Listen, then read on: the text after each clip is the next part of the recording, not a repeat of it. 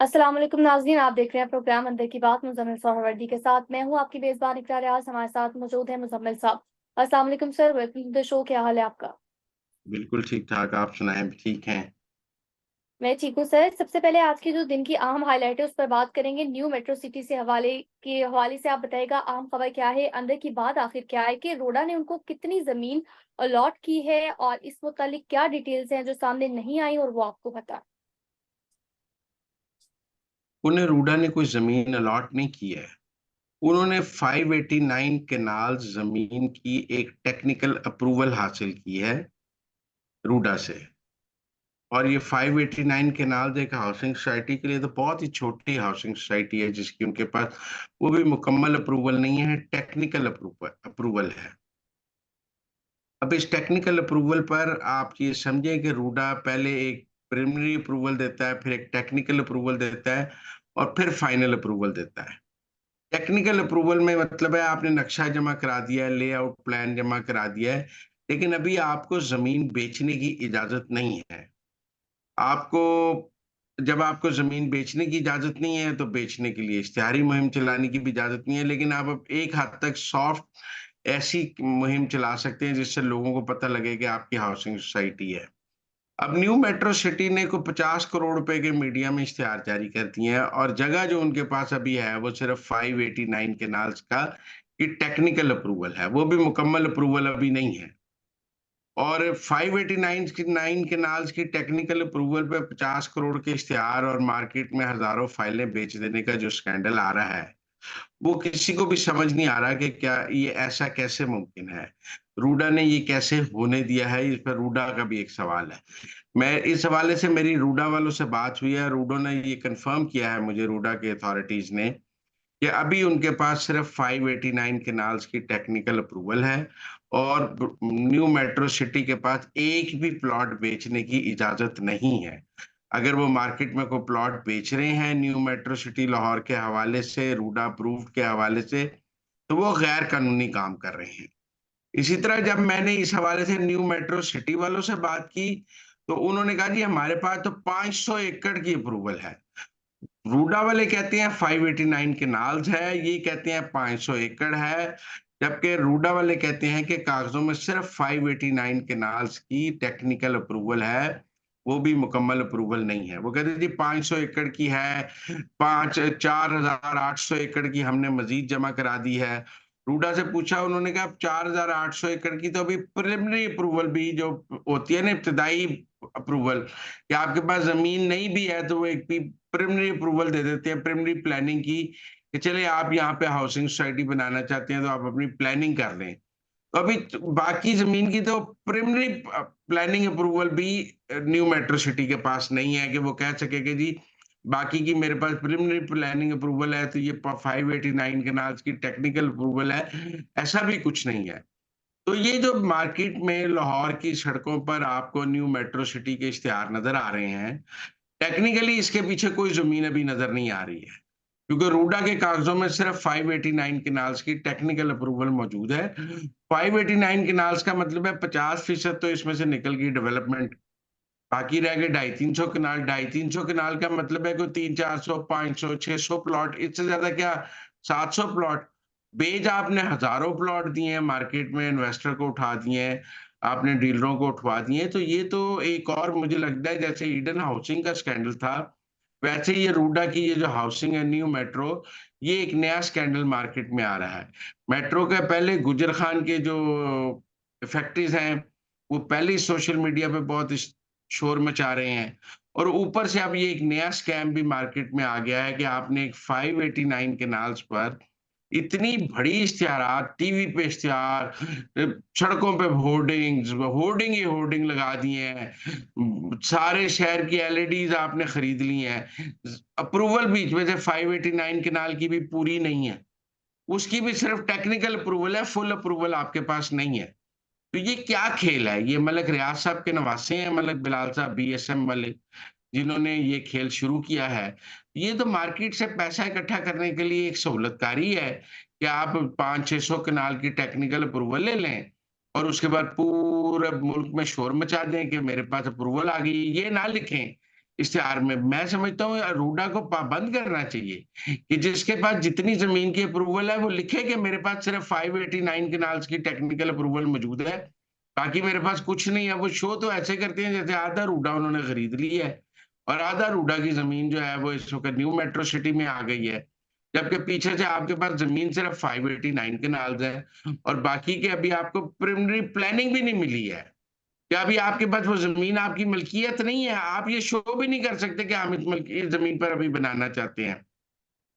आप बात करें तो कहेंगे हम 3,000 एकड़ 30,000 एकड़ पे बना रहे हैं, प्लान कर रहे हैं, हजारों एकड़ पे हैं, वहां सिर्फ खेत हैं और उन खेतों में भी आपके पास सिर्फ 599 कनाल खेत है। मेरे ख्याल में अब हुकूमत को इसका बहुत सख्त नोटिस लेना चाहिए। पहले इस मुल्क में प्लाटों के नाम पर बहुत फ्रॉड हो चुके हैं। लोग प्लाटों के नाम पर हाउसिंग सोसाइटियां अनाउंस करते हैं, पैसे इकट्ठे करते हैं और भाग जाते हैं। ये भी एक ऐसा ही किनाल है कि अब रूडा को यहाँ तो वजह खुद इश्तिहार देना चाहिए रूडा को कि ये सिर्फ 589 केनाल्स की इनके पास टेक्निकल अप्रूवल है। ये जो शहरों में, मैं समझता हूँ रूडा के अफसरान जब गुजरते हैं सड़कों पे तो उन्हें ये न्यू मेट्रो सिटी के इतने बड़े बड़े होर्डिंग और गेट और ये सब कुछ और टीवी पे इश्तिहार नजर नहीं आते हैं। वो सोचते नहीं है कि यार हमने तो सिर्फ 589 केनाल्स की दी है, तो ये इतनी बड़ी कैंपेन 589 केनाल्स की तो नहीं हो सकती। वो हजारों एकड़ की सोसाइटी की इतनी बड़ी कैंपेन हो सकती है, तो अभी तो कुछ भी नहीं है जिसके पीछे कुछ गैर मुसद्दका खबरें हैं कि उनके टीवी के इश्तिहार रोके गए हैं, इसीलिए वो भी रूडा ने उनको ऑफ द रिकॉर्ड कहा है कि आप जरा हाथ हौला करें। लेकिन टेक्निकल बात यही है कि अब जो इसके पीछे ना कोई जमीन है, अभी सिर्फ ना कोई अप्रूवल है 589 केनाल्स की। आज जब मैं आपके साथ बात कर रहा हूं तो सिर्फ 589 केनाल्स की एक टेक्निकल अप्रूवल है उनके पास और वो लिख ऐसे रहे हैं जैसे फुल अप्रूवल है। उन वो ये नहीं लिख रहे कि अभी फुली अप्रूवल मौजूद नहीं है, अभी सिर्फ टेक्निकल अप्रूवल मौजूद है। शो होर्डिंग्स में, इश्तिहारों में रूडा अप्रूव्ड का ऐसा शोर मचाया है। रूडा को ख्याल करना चाहिए, ये तो फिर रूडा भी मजाक बन जाएगा। तो sir what do you think, अगर इनके खिलाफ कानूनी कार्रवाई होती है तो किस लेवल पर होगी और क्या कानूनी कार्रवाई होगी? रूडा के खिलाफ होगी कि रूडा ने इनको ये चीज को पाबंद क्यों नहीं किया, या फिर न्यू मेट्रो सिटी के खिलाफ होगी? दोनों ने बयानात दिए हैं कि भाई हम तो अपनी अपनी जगह ठीक है। न्यू मेट्रो सिटी के खिलाफ होनी चाहिए कि आप 589 के नाल्स पर इतनी बड़ी कैंपेन कैसे कर सकते हैं और आपके पास जब जमीन नहीं है तो आप लोगों से बुकिंग कैसे कर रहे हैं। शहर में तमाम डीलर्स से इन्वेस्टर्स को इन्होंने फाइलें उठवा दी हैं। अब वो आगे आम शहरियों को बेचेंगे अपने लालच में और फिर आम शहरी लुट जाएगा और फिर वो सालों कहेगा जी हमने तो प्लॉट लिया था, प्लॉट हमारा घुस गया, मिला नहीं। इस मुल्क में एक हाउसिंग सोसाइटी के नाम पे फ्रॉड हुए हैं, फ्रॉड ही फ्रॉड है। और ये हाउसिंग सोसाइटियों वाले यूं लोगों से पैसे इकट्ठे करते हैं और बाहर ले जाते हैं। ये मलिक बिलाल साहब का भी सुना है, दुबई में बहुत बड़ा घर बन रहा है, उनका अपना जहाज है, उनके पास बहुत पैसा है, मलिक रियाज के नवासे हैं। लेकिन टेक्निकल बात यही है कि उनके पास सिर्फ ये 589 कैनाल्स की एक टेक्निकल अप्रूवल है जिसके ऊपर उन्होंने पूरे पाकिस्तान में शोर भी मचा लिया है, मुहिम भी चला ली है, पैसे भी इकट्ठे कर लिए। ठीक हो गया सर, आगे बढ़ेंगे और बात करेंगे अब अदालती मामलात को लेकर। तो खबर यह है कि जस्टिस मोहसिन अख्तर खयानी की एक तरफ फौज पर चढ़ाई है, दूसरी जानिब हुकूमत जो मौकिफ इख्तियार कर रही है, तो क्या मामला है? देखिए, मैं समझता हूँ कि ये बड़ा ही टेस्ट केस बन गया है। हुकूमत का मौकफ है कि मोहसिन अख्तर कियानी साहब जो हैं वो कानून के दायरे से बाहर निकल कर खेल रहे हैं। मोहसिन अख्तर कियानी साहब का मौकफ है कि उनको यकीन है कि जो शायर फराद साहब हैं वो हैं आईएसआई के पास और अगर उन्होंने ना दिया तो वो पूरा मुल्क उल्ट पुल्ट कर देंगे। हुकूमत का मौकफ है कि उनको कैसे पता है कि आईएसआई के पास है, वो मफरूजे पर कह रहे हैं या उनका कुछ जाती इल्म है कि आईएसआई के पास है। आईएसआई कहती है हमारे पास नहीं है, फिर क्या होगा? वो कहते हैं मैं वजीर आजम को बुला के बैठा लूंगा, पूरी कैबिनेट को यहाँ बिठा लूंगा, उल्टा लटका दूंगा। वो कहते हैं उसके जवाब में भी हम दो लाइनों का यही बयान देंगे कि हमारे पास नहीं है। सवाल ये है कि फिर मोहसिन अख्तर कैनी साहब करेंगे क्या? क्या वो आर्मी चीफ को बुला लेंगे? क्या वो डीजी आईएसआई को बुला लेंगे? क्या वो सेक्टर कमांडर को बुला लेंगे? उस तरफ तो वो जाते ही नहीं है। वो कहते हैं पुलिस के तफ्तीशी को कि आप सेक्टर कमांडर का बयान लिख कर लाएं। वो भैन वो सब इंस्पेक्टर सेक्टर कमांडर का बयान लिख सकता है? कानूनी है गल पता इसको बेवकूफ बना रहे हैं। बहरहाल मैं समझता हूँ कि मोहसिन अख्तर कियानी साहब भी जो कर रहे हैं वो ठीक नहीं है। मैं ज़ाती तौर पे जबरी गुमशुदगियों के सख्त खिलाफ हूँ। मैं इसे खिलाफ आइन समझता हूँ और मैं समझता हूँ किसी भी महज़ब माशरे में जबरी गुमशुदगियों की कोई गुंजाइश क्या, कोई ये बात काबिल बर्दाश्त ही नहीं है। लेकिन अब सवाल ये है कि जब तक ये साबित ना हो जाए कि वो आईएसआई के पास है और आईएसआई अगर कह दे कि मेरे पास नहीं है, तो फिर अदालत के पास क्या अख्तियार है ये साबित करने के लिए कि वो आईएसआई के पास है? आईएसआई कह देती है मेरे पास नहीं है, एमआई कह देगी हमारे पास नहीं है, आईबी कह देगी हमारे पास नहीं है, फिर गुमशुदा है। जबरी गुमशुदा तो नहीं, फिर गुमशुदा है। लेकिन मैं समझता हूँ कि ये फरहाद वाला मामला मोहसिन अख्तर कियानी साहब ने बहुत मिसहैंडल किया है।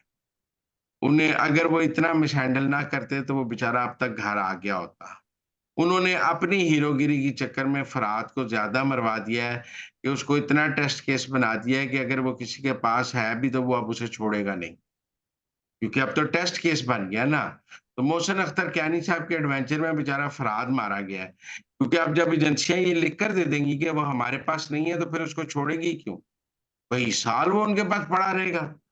और ये मोहसिन अख्तर कियानी की जान को उसके बच्चे रोते रहेंगे कि अगर वो ये हीरोगिरी ना करते और तरीके से करते तो इमरान रियाज खान भी वापस आ गया था। अमीर भट्टी साहब ने ये हीरोगिरी तो नहीं की थी chief justice Lahore high court ने। वो तरीके से उन्होंने इमरान रियाज खान को बरामद कराया था। मैं समझता हूँ कि ये ठीक है कि हाँ, एजेंसियों को बंदे उठाने का कोई इख्तियार नहीं होना चाहिए। लेकिन हकीकत है कि पाकिस्तान में एजेंसियाँ बंदे उठाती हैं। अब उसके बाद उन बंदों को बरामद कराना एक हिकमत का काम है। अगर आप इस तरह हरकत करेंगे, तो फिर वो बंदा कभी बरामद ही नहीं होगा। मुदस्सर नारू का मामला हमारे पास है और भी कई मामलात हमारे पास हैं कि फिर लोग नहीं बरामद होते, लोगों का नहीं पता लगता। तो क्या जज साहब ने अपने चक्कर में फ़ौज के खिलाफ किड निकालने के चक्कर में ये सारा कुछ किया है? क्योंकि अब गवर्नमेंट का ये स्टांस है कि एक तो जज साहब मफरूज़ों पर आईएसआई पे इल्ज़ाम लगा रहे हैं। जज साहब के पास क्या सबूत है कि वो आईएसआई के पास है? जज साहब के पास तो कोई सबूत नहीं है। अगर उसकी फैमिली कह भी रही है, तो उसकी फैमिली के पास भी कोई सबूत नहीं है। साबित कैसे करेंगे? आईएसआई लिख के दे देगी कि हमारे पास नहीं है। क्या मोहसिन अख्तर कियानी साहब उसके बाद डीजी आईएसआई को जेल भेज देंगे, सेक्टर कमांडर को जेल भेज देंगे, वज़ीर-ए-आज़म को जेल भेज देंगे, वज़ीर दफ़ा को जेल भेज देंगे, क्या करेंगे? कुछ भी नहीं कर सकते। तीसरी पेशी है वो कुछ कर सके हैं? सारा दिन रिमार्क्स देते हैं, तकरीर करते हैं, शाम को तारीख डाल देते हैं। अब भी यही कर रहे हैं। मैं समझता हूँ कि हमें रियलिटी को फेस करना चाहिए। आज देखें ना जी, दूसरी तरफ से ये बात की जा रही है कि जी वो कहते हैं कि इस मुल्क में ऐसे नहीं चलेगा। वो कहते हैं इतने बुरे इंसाफ के साथ मुल्क चल सकता है। आपका 135वां नंबर क्यों है? पूरी दुनिया में आप इतने नीचे क्यों हैं? तनख्वाहें आपकी इतनी ज़्यादा हैं, इंसाफ आपका सिफ़र है। लोग ये सवाल भी करने लगे हैं कि आप फ़ौज पर सवाल उठाते हैं, अपनी कारकर्दगी का जवाब दें। मेरे ख़्याल में ये इदारों की लड़ाई नहीं होनी चाहिए। मैंने पहले भी कहा कि जुडिशियल एस्टेब्लिशमेंट और मिलिट्री एस्टेब्लिशमेंट आपस में लड़ रही है और इस लड़ाई में पाकिस्तान का नुकसान होगा। मुझे नहीं पता जुडिशियल एस्टेब्लिशमेंट जीतेगी या मिलिट्री एस्टेब्लिशमेंट जीतेगी। डंडा जीतेगा या मेरा मतलब है कि उ उ उ उनका डंडा जीतेगा या उनका डंडा जीतेगा, लेकिन नुकसान पाकिस्तान का हो जाएगा। पाकिस्तान के 2 इदारे आपस में लड़ेंगे, तो नुकसान पाकिस्तान का है। अगर अदलिया और फ़ौज की लड़ाई होती है तो बेनिफिशियरी कौन है? बेनिफिशियरी पाकिस्तान तो नहीं है, पाकिस्तान के दुश्मन बेनिफिशियरी हैं। जो लोग भी ये चाह रहे हैं कि फ़ौज और अदलिया की लड़ाई हो जाए, वो को पाकिस्तान का मफ़ाद तो नहीं चाहते हैं। बहरहाल मोहसिन अख्तर कियानी साहब को ब्रेकें लगानी चाहिए। काज़ी फ़ाइज़ ईसा को भी तमाम जजेस से बात करनी चाहिए कि अगर वो रोज़ सुबह अदालतों में आकर आईएसआई को और फ़ौज को गालियाँ निकालने लग जाएँगे, तो फिर फिर रॉ की हमें क्या ज़रूरत है? फिर हमें पाकिस्तान की दुश्मन कुव्वतों की क्या ज़रूरत है? तो अब अगर जजेस भी ये ज़ुबान बोलने लग जाएँगे, तो फिर क्या करें हम? मेरा मतलब है अगर रॉ की और जजेस की ज़ुबान एक ही हो जाएगी, पाक फ़ौज के हवाले से, एजेंसियों के हवाले से, तो फिर हम क्या करेंगे? मेरे ख़्याल में जजेस को रिमार्क्स देते हुए बिल्कुल सोचना समझना चाहिए। उनका वो उन केस सुनना उनका राइट है, लेकिन रिमार्क्स देना उनका राइट नहीं है।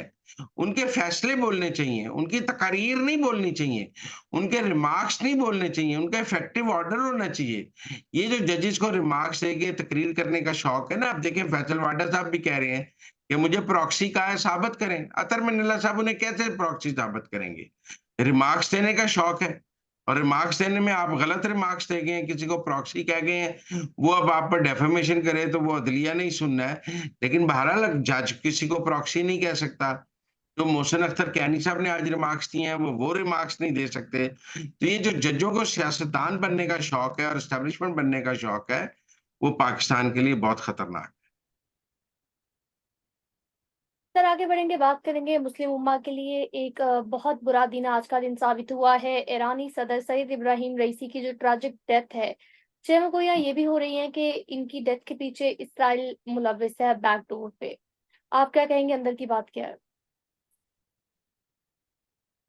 देखिए, अभी तक तो दुनिया में किसी ने नहीं कहा कि उनको, इस हेलीकॉप्टर को कोई इसराइल ने या किसी ने गिराया है। ये हमारे पाकिस्तान के वीलॉगर्स ने ज़रूर ये काम शुरू किया है। और जैसे मैंने पहले भी कहा कि जो किर्गिस्तान बिश्केक में हुआ, तो हमारे वीलॉगर्स ने तो वहाँ लड़कियां रेप करा दी थीं। अब इन्होंने कह दिया कि ये जी इसराइल की साजिश है, ये है, वो है। मैं नहीं ऐसी बात समझता। मैं इसको एक जेन्युइन हादसा समझता हूँ।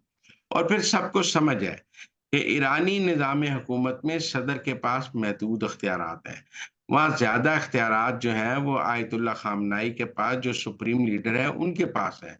उनकी मर्ज़ी के बगैर तो कोई सदारती इंतखाब नहीं लड़ सकता। अगर वो किसी को नाअहल कर दें तो वो नाअहल है। उन्होंने पहले एक को पिछले इलेक्शंस में जो रईसानी के मुकाबले पे लड़े थे साबिक सदर, उनको नाअहल कर दिया था। उनके कागज़ात नामज़दगी मंज़ूर नहीं हुए थे। तो इसलिए आप कहें जी ईरानी सदर को मारकर इसराइल के कोई अहदाफ हासिल हो जाएँगे, मुझे नहीं लगता। और मुझे ये हादसा लगता है, हमारे दोस्त इसमें से साजिश निकालना चाहते हैं, हमारे दोस्त इसमें से, मेरा मतलब है, जो मर्ज़ी निकालना चाहें, लेकिन मुझे इसमें से सिर्फ़ हादसे के अलावा कुछ और नज़र नहीं आता। ठीक हो गया। तो नाज़रीन, ये थी आज की अंदर की बातें। हमें दीजिए इजाजत, अल्लाह ने के बाद।